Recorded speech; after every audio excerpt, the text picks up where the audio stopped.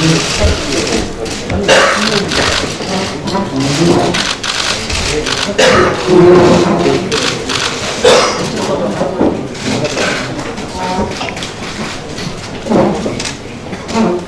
제153차 원내대표회의 제10차 상임위 간사단 연석회의 시작하도록 하겠습니다. 먼저 이인영 원내대표의 모두가 하겠습니다.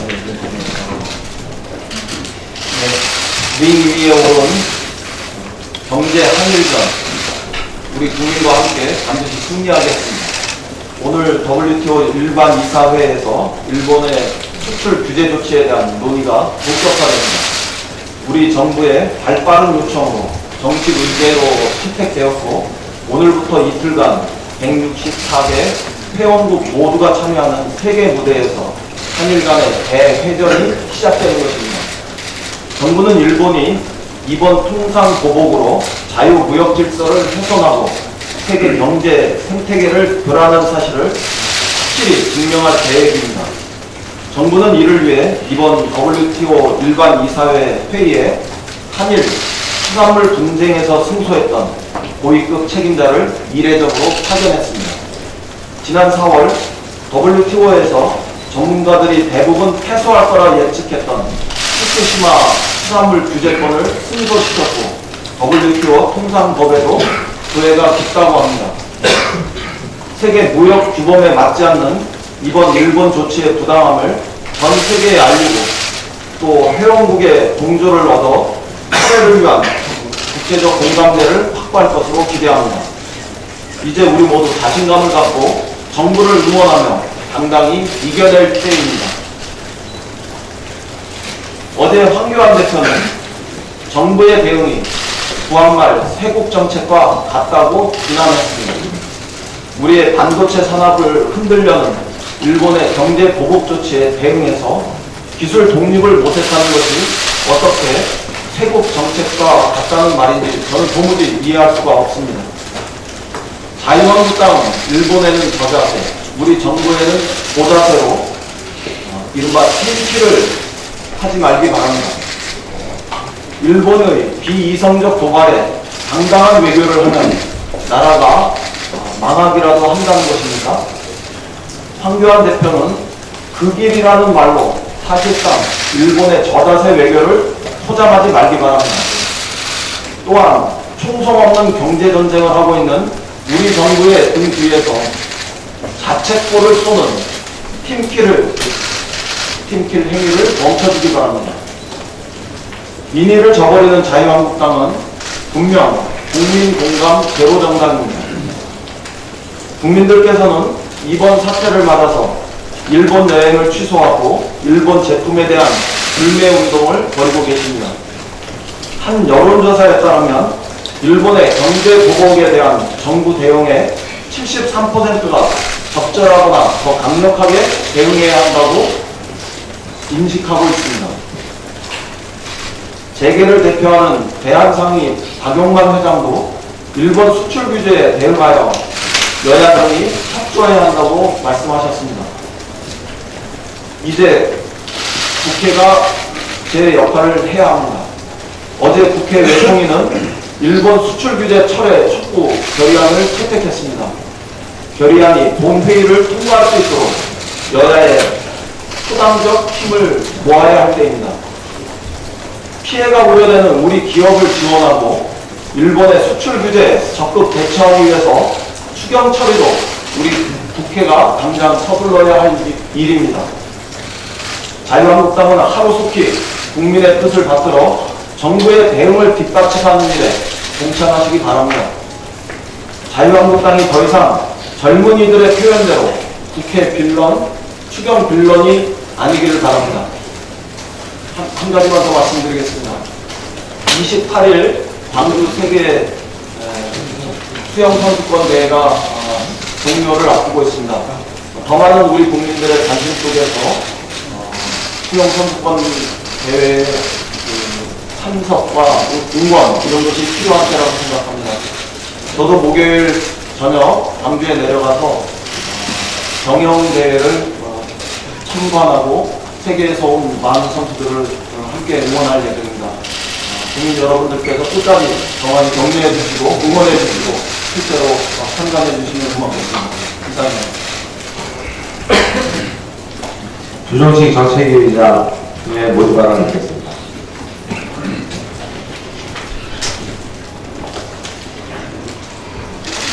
(6월) 임시국회가 끝내 빈손으로 마무리되었습니다.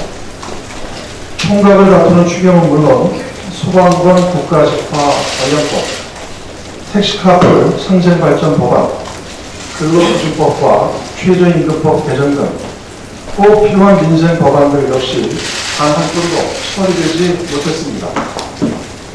이로써 4월 5일 본회의 이후 3달 넘게 이어지고 있는 법안 처리 제로라는 불명예스러운 기록도 이어지게 됐습니다. 참으로 개탄스러운 일입니다. 그러나 자유한국당의 목리와 발목 잡기는 날이 갈수록 도를 지나치고 있습니다. 여야 간의 합의를 방법껏 파기하고 끊임없이 새로운 조건을 내걸고 경제와 무관한 안보 정쟁화로 국회를 올스톱시키고 일본의 경제 침략에 대한 정부의 대응 노력까지 노골적으로 표명하고 회방 놀고 있습니다. 특히 어제 자유한국당 예결위원장은 일본의 경제 침략 대응 예산 편성 규모 등을 핑계로 추경 심사를 일방적으로 중단시켰습니다. 해도 너무합니다. 일본의 경제 침략에 맞서 모든 수단을 총동원해 우리 산업을 지키려면 정부의 손발을 이렇게 놓고도 되는 것입니까?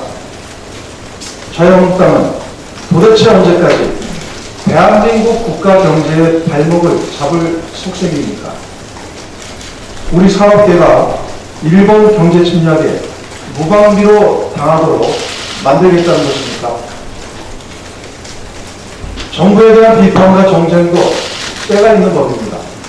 지금은 정치권 모두가 일치단결해 위기 극복에 힘을 모아야 합니다.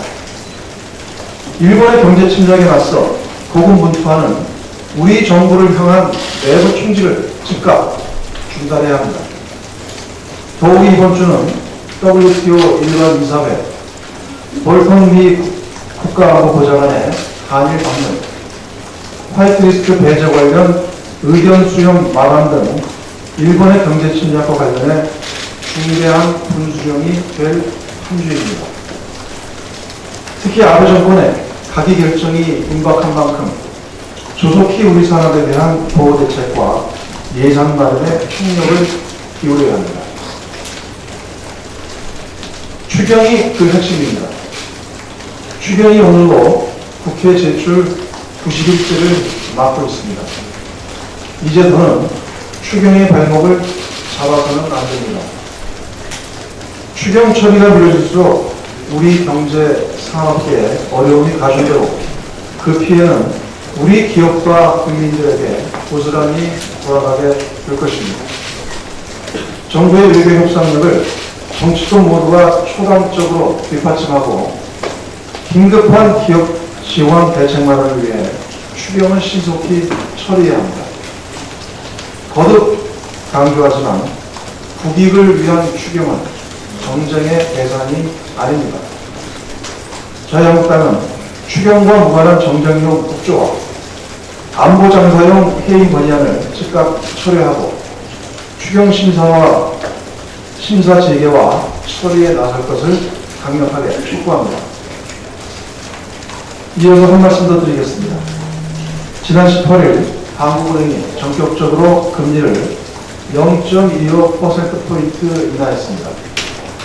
글로벌 경기 둔화에 따른 수출 부진과 일본의 경제 침략 등 대외 경제 여건이 악화되는 가운데 각국 중앙은행들의 금리 완화조에 선제적으로 대응한 조치라고 평가합니다. 다만 통화당국의 이 같은 완화적 통화정책의 효과가 극대화되기 위해서는 확장적 재정정책이 같이 병행되어야 합니다. 당정원 추경의 조속한 처리 및 집행과 함께 내년도 예산안은 보다 과감하고 공격적으로 편성할 것입니다. 아울러 금년간 당정 확대 지정 관리 점검 회의를 열고 상반기 재정 집행 점검과 일본의 경제 침략 등과 관련한 하반기 재정 운용 방향에 대해 논의하도록 하겠습니다. 혁신벤처와 창업투자 확산에 힘입어 제2벤처붐이 가시화되고 있습니다. 중소벤처기업부 발표에 따르면 올해 상반기 벤처 투자액이 지난해에 비해 16.3%나 급증한 1조 9천억 원을 기록했습니다. 더욱이 이 같은 추세를 유지할 경우 올해 전체 투자액이 사상 최초로 4조 원을 돌파할 것으로 예상되고 있습니다. 특히 상반기 벤처 투자 중에서 창업 7년 이내 기업에 대한 투자가 전체의 74.2%에 이르렀는데 이는 벤처 시장의 모험 투자가 증가하고 있다는 매우 긍정적인 신호입니다. 이 같은 벤처 투자 열기에 힘입어 기업 가치가 1조 원이 넘는 유니콘 기업 역시 지난해 3개에서 올해 9개로 무려 3배가 증가했습니다.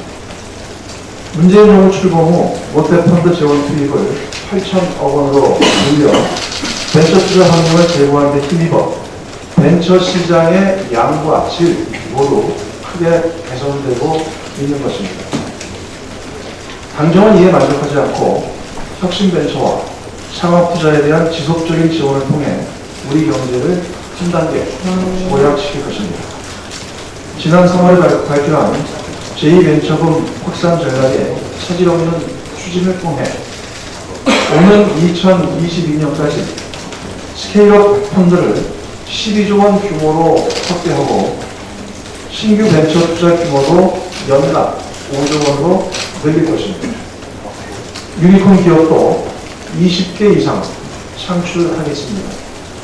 이를 기반으로 창업, 투자, 성장, 기술, 재투자의 스타트업 친화적 벤처 생태계를 조성하도록 하겠습니다. 과감한 혁신과 도전에 우리 경제의 내일이 달려 있습니다. 당정은 적극적인 창업 지원과 세제 혜택, 그리고 규제 개혁을 통해 혁신 성장을 보다 힘있게 추진하겠습니다. 이상입니다.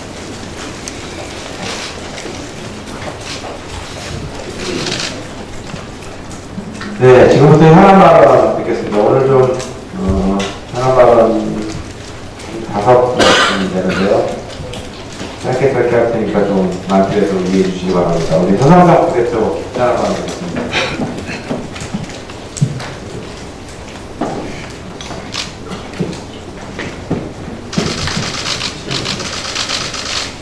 선생입니다. 일본 무역 보호과 관련해서 국민 농축사 분야에 대해서 언급하겠습니다.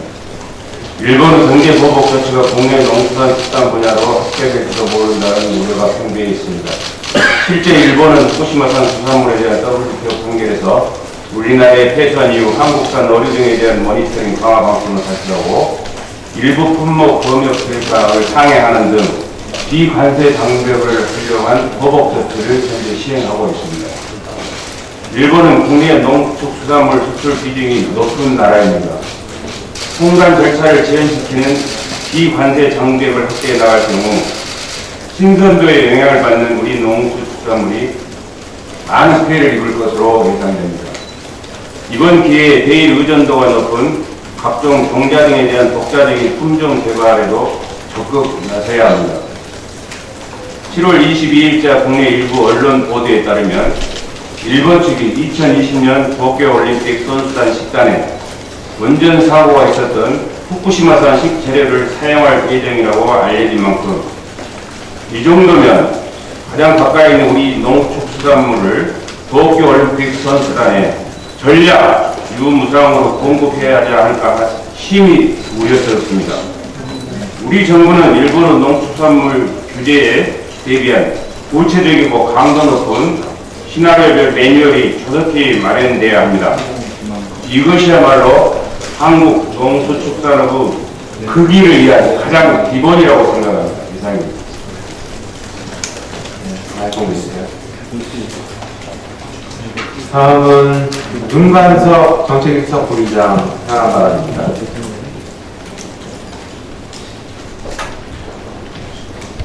예, 앞에서 이인영 원내대표께서 말씀하셨습니다만 오늘부터 이틀간 세계 무역기구 WTO에서 일본 수출 규제 문제가 정식 의제로 논의됩니다. 우리나라는 통상교섭본부에 신통상질서 전략실장이 수석대표를 참석하여 일본의 부당성을 적극적으로 알릴 예정이며 일본도 외무성 경제국장이 참석하는 등 총력전을 펼치는 형국입니다. 일본의 대한국 수출 규제 조치 이후 우리나라와 일본이 처음으로 국제무대에서 공식적으로 맞상대하는 것인 만큼 우리나라는 WTO 회원국들을 대상으로 일본의 자유무역 질서 파기와 국제적 범법 행위를 적극적으로 해소하고 그들의 부당행위를 알려야 할 것입니다. 또한 내일은 일본이 우리나라를 백색 국가 리스트에서 배제하는 법령 개정 의견 수렴 절차가 마무리되는 날입니다. 내일 이후에는 일본은 언제라도 가기를 열어 우리나라를 백색 국가 리스트에서 배제할 수 있으며 만약 일본이 이를 실행한다면 지금까지와는 차원이 전혀 다른 국면과 상황이 펼쳐집니다. 그 파장도 상상을 뛰어넘기 때문에 국가 역량을 집중하여 철저히 대비해야 할 것입니다.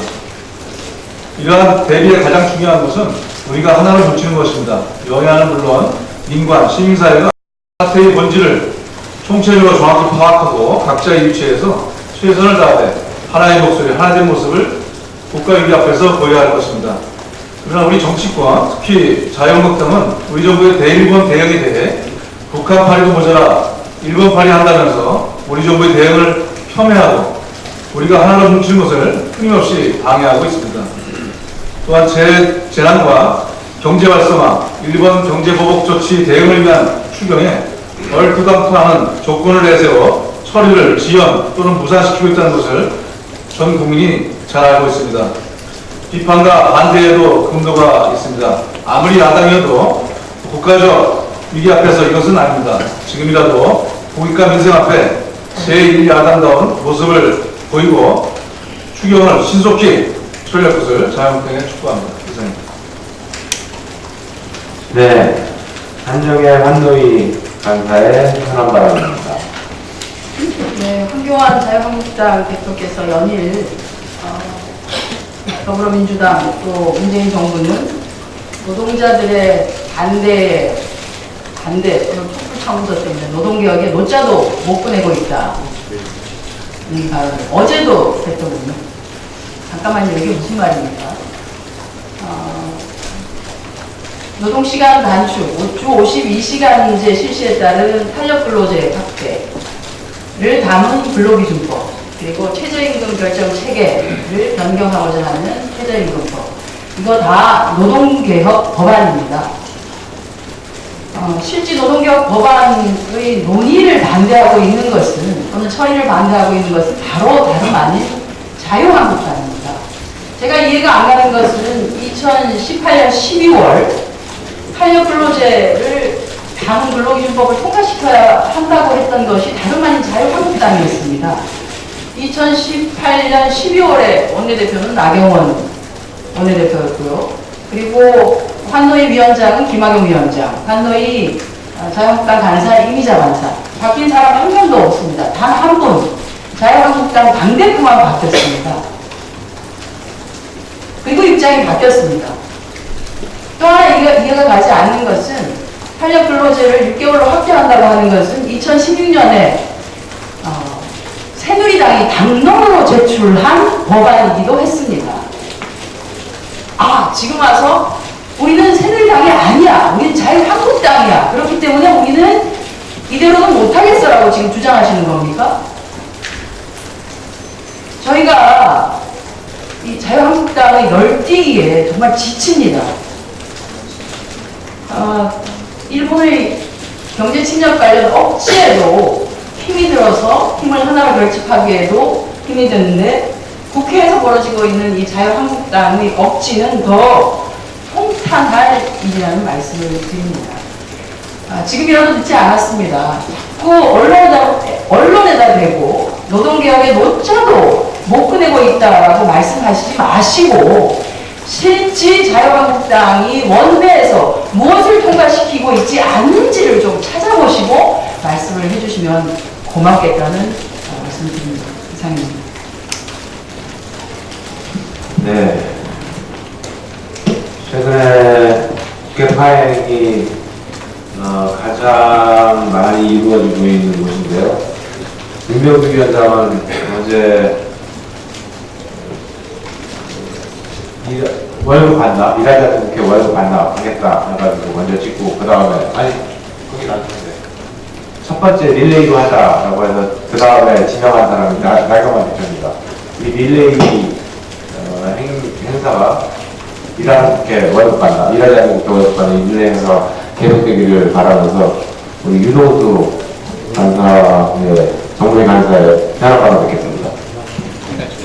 네, 오늘로서 정부의 파행 117회를 맡고 있습니다. 정무위가 점점 전무위가 되어가고 있습니다. 정무위 동선을 정복히 바라며 그간의 정무위 파행에 관한 과정과 원인에 대해서 간략히 보고드리겠습니다. 지난 3월 26일 정무위 전체 이후에 자한당이 양당은 공적 심사위원회 심사 자료를 정무위에 정상화 조건으로 내세우고 있습니다. 심사자료 제출은 양보할 수 없는 사안입니다. 만일 공개될 경우에 정부의 공정한 업무 수행에 현장 지장을 생겨날 수 있습니다. 또한 이번 사안이 사례가 되면 향후 모든 국가유공자 심사는 정치적 쟁점이 될 위험이 있으며 심사 대상자와 그 가족들의 사생활 침해도 우려됩니다. 더욱이 TV조선은 86년에 작성된 손용호 선생의 공적조사 원본을 5월 8일 보도했습니다.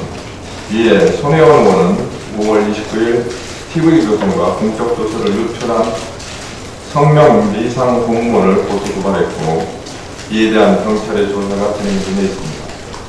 자료가 공개될 경우에 자신의 임무에 충실했을 뿐인 무고한 공무원들이 고소 고발에 휘말릴 것이 분명합니다. 지난 18일 검찰은 손용호 선생 서울심사와 관련해 피고진 국가보훈처장과 손혜원 의원에 대한 무혐의 결정을 내렸습니다. 자한 밤이 양당의 공세가 사실에 기반을 둔 것이 아닌 당리 정략에 매몰된 억지였음을 다시 한번 드러낸 셈입니다. 제20대 국회에서 정무위원회 회부된 안건 1440건 중에 처리된 안건은 총 416개로 이 중 하반기에 통과 안건은 99건에 불과합니다. 신용정보법, 자본시장법, 청년기본법, 금융거래 지표관리법, 온라인 대출 종료법 등 핵심 민생 법안이 논의조차 되지 못한 채 남자하고 있는 것입니다. 정부의 공정한 업무 수행과 법 질서를 훼손할 수 있는 자비대출 명분으로 삼아서 민생 현안들을 외면하는 것이 과연 우리 국민들을 위한 올바른 정치인지 묻고 싶습니다. 자유한국당과 바른미래당은 정무위원회 파행의 책임을 여당에게 돌리려고 하지만 당리 당장을 앞세워 법안, 추경 등을 논의조차 하지 않고 있는 것은 자유한국당과 바른미래당 양당의 책임입니다. 일하는 국회에 우리 후손들에게 부끄럽지 않은 국회, 희망이 있는 국회를 위해서 정무위원회 정상을 존경하는 야당 의원님께 간곡히 호소드립니다. 이상입니다. 네, 마지막으로 송기현 법사위 간사로부터 패스트트랙 법안 이거 고발사건 왔는데 그럼 말씀을 듣도록 하겠습니다. 제가 오늘 10시에 회의 끝나자마자 영등포 경찰서에 조사를 받기 위해서 출석하겠습니다. 제가 출석을 하게 되면 저희 당의 4분 그리고 정의당의 윤소아 의원 총 5명은 조사를 다 받게 됩니다. 근데 지금까지 자유한국당은 조사를 거부하고 있습니다. 자유한국당이 고발당한 것은 국회법을 전면으로 위반했기 때문에 고발당한 것이고 그 상태에도 불구하고 다시 또 수사 자체를 거부하고 있습니다. 자유한국당 의원님께서는 대한민국 국민이 아닙니까? 범위에 분리하십니까? 국회가 특권이니까 조사받지 나올 때는 어서 빨리 조사받으시기 바랍니다. 경찰은 조속기로 조사를 진행해 주시기 바랍니다. 현재 13명이 소환을 받았는데 전혀 조사하지 않고 있습니다. 경찰은 신속하게 다음 절차를 이행해 주길 바라고 자유한국당 의원님들 어서 조사 받으십시오. 저는 오늘 출석해서 성실히 조사에 임하겠습니다. 이상입니다. 네, 저도 마치면서 한 말씀만 드리도록 하겠습니다.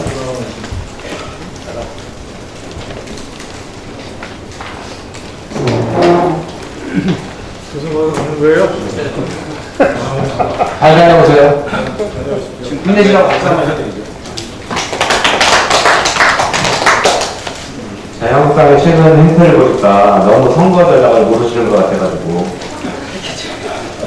제가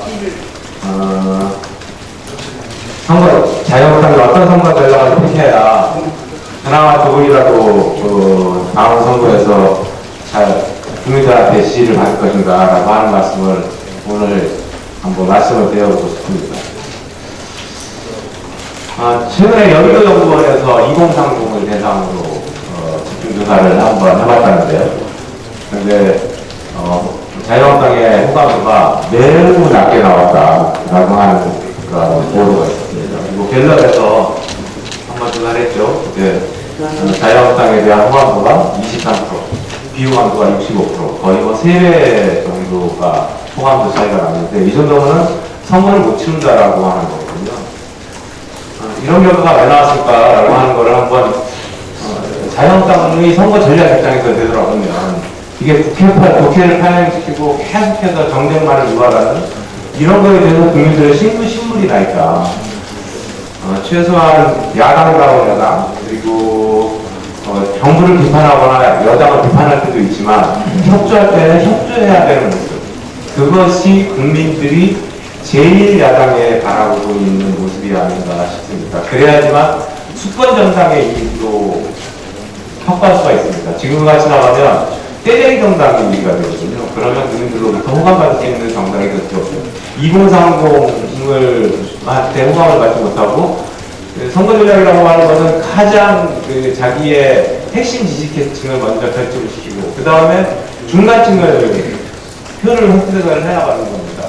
그런데 이 중간층에 대해서는 2030에 대해서는 또 수도권인 중간층에 대해서는 자유한국당은 아무런 관심이 없어 보여요. 그러면 절대로 선거 승리하지 못합니다. 몇 개월 안 남았거든요. 그래서 제가 한번 오늘 자유한국당의 선거 전략을 어떻게 해야 되는가라고 하는 것을 말씀을 드렸는데 이 2030으로부터 그 다음에 중간층으로부터 지지를 회복하는 길은 결국 국회를 정상화시키고 빨리 추경안을 협조하는 것이다. 그것만이 자유한국당이 다음 선거에 총선에서 그나마 좀 싸울 수 있을 만한 여력을 갖추게 될 것이다. 이렇게 충고드리면서 오늘 공개회의를 마치고 비공개회의를 전환하도록 하겠습니다. 자유한국당 원내 부대표 감사